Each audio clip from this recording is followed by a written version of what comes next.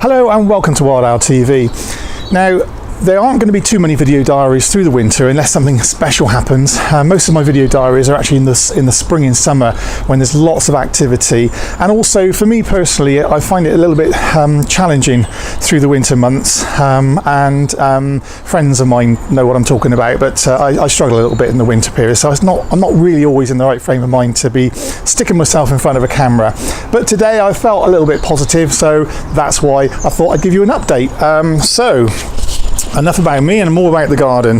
Now, what can I tell you? Well, like I say, there's not an awful lot happening. I've been sort of gradually pulling out some of the wild flowers, and up until recently, there's one remaining flower there, but I'm actually very pleased to say there's been a lot of flowers until the recent frosts, and now gradually everything is gone. But that kept the bees and butterflies going. Robbie here, hello mate. He's there waiting for his morning feed. So I'm still buying mealworms at the moment. Let's just go in the house a minute and there you go. Just come on then. All right, sorry about the filming here. Come on then. Doesn't usually feed out of the pot. Go on then, you know where it comes from.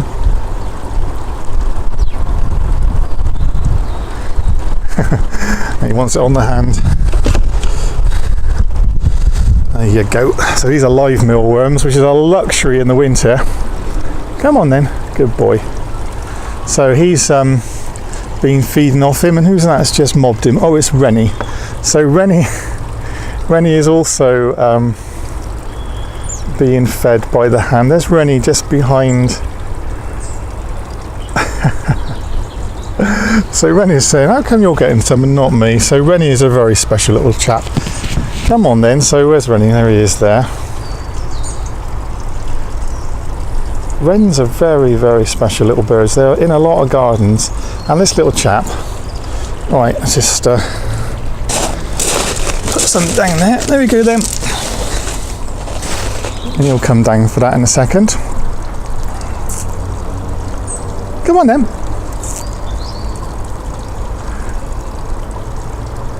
You can't see it. He's not quite so cute as the robin. Let's just throw it over a little bit. Come on then, what's this? There he goes. Where'd he go? Goodbye. So that's Rennie and Robin in the middle. Okay, that's them sorted. Let's take you around the garden. Really, again, not much to say now. Badger did come in the garden last night, but I've been keeping the badger hole blocked off here, and he's not been going under the fence, so I think it was just a little bit of a casual visit. But badgers aren't really so active this time of year. I'm feeding on both sides of the garden. I'm going to buy some more food soon. And I was going to say to you about my moth trap now. I recently put a post on to say that I had a new moth trap. This is mine and Jackie's Christmas present from my mum, bless her. When I did the post, I think the word trap is a little bit misleading, and somebody put on there, why would you want to trap moths? And I think she understood that we weren't actually trapping moths to kill them, because of course that's really not the case, because what I'm trying to do is actually find out what moths are in the garden. And a moth trap is a special device which has a special lamp, in this case a tube, and this tube is on at the moment. Can you see it's shining a little bit blue? This is an actinic tube, and I'll just turn it off a second. This is a purpose-built moth trap by a specialist, and where we got this one from was fantastic. Really, really nice quality. It's a perspex here, stainless steel. You've got veins there, and then of course what happens is the moths are attracted to the light, but they fall down into the funnel, and when they go down to the funnel, they then go into the main chamber. And the reason there's egg boxes in here is so the moths can hide away in the egg boxes. Now this trap hasn't been out, so this is empty, but the idea is that you basically come down the next morning and you can then pick up your moths with a little container, and you can study them, see which ones they are, record them, and then release them. And what we normally do is either release them that evening or release them into the cover of the wildlife area here. So it's really good, and it's actually having a proper moth trap, by all accounts, is going to massively increase the amount of moths that we're recording here in the garden, and that's really good information. So I'm really looking forward to using that in the spring, because of course this time of year there aren't so many moths active, and although on a mild night there can be some winter moths, the time that we're really going to start to find some really exciting new species, I hope, is going to be in the spring. So that's my moth trap. So at the moment we've got wood mice. Every night there's a little mouse, well, more than one mouse. He was sat here just on top of the grass last night, and I almost stood on him a few times. They're very, very tame, and they get used to me.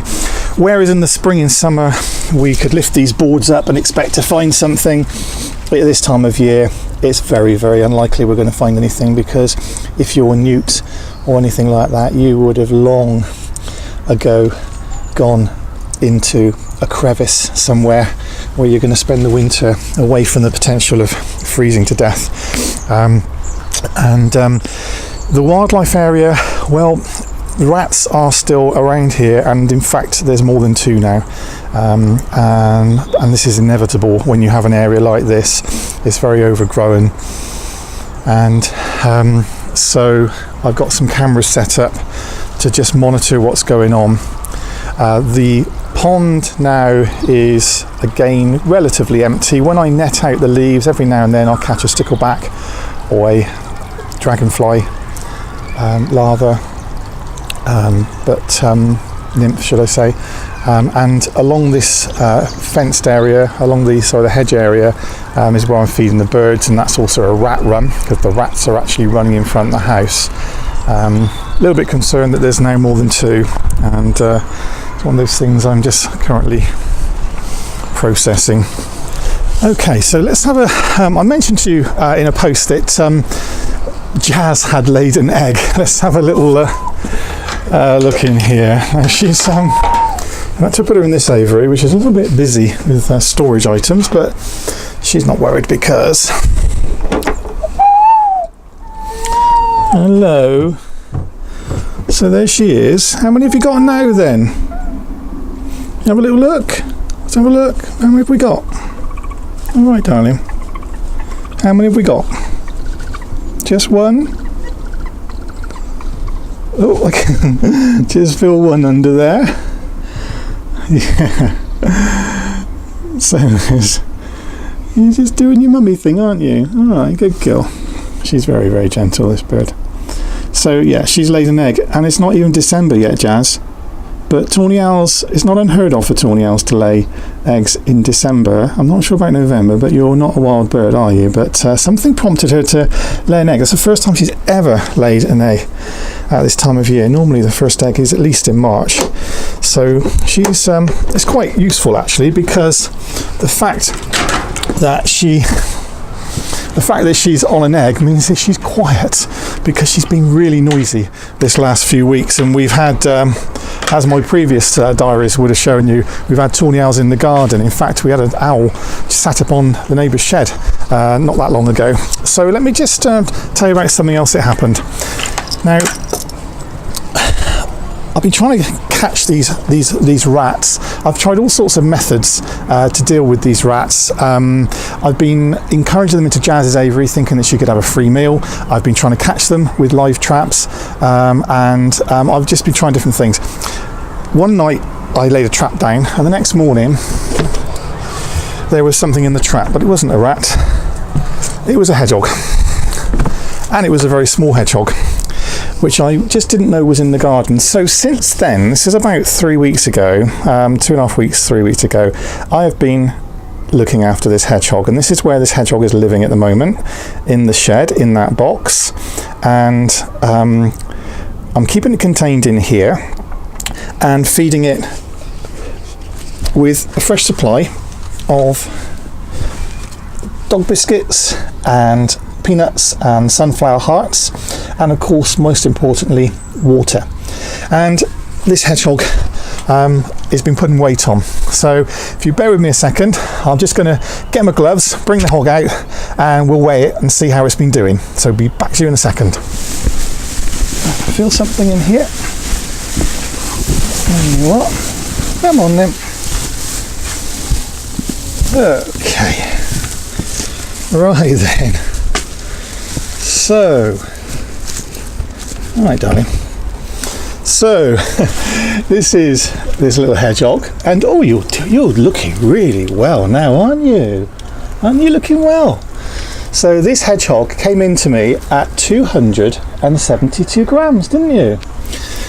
And you're very lively. Let's see what you weigh today. You stay there. He is 555 grams. 555 grams. That is fantastic. You're a little pig, aren't you? So the optimum, the ideal weight for releasing a hedgehog is apparently 600 grams. All right. It's about 600 grams. So we're going to, he's rudely awakened this hog, but he's quite a feisty hog. He's very wild, which is good. But I'm going to just keep him for another couple more days. I mean, 272 grams he would never have survived the winter. They have to be able to put weight on to hibernate, and this hedgehog was just far too light. So I'm well chuffed that I've managed to give him a safe enclosure and get him up to weight. Badger came in the garden last night, and that's not ideal, but what I'm hoping is that when we get a nice weather forecast, when it's not too cold, I'll get this hedgehog back in the garden, put some food out for him. Spoke to Yvonne, Hedgehog Rescue, about this hedgehog, and Yvonne suggested that we just put food out for him, and it can have access to food. Hopefully the rats won't take it, but dog biscuits will be available for it.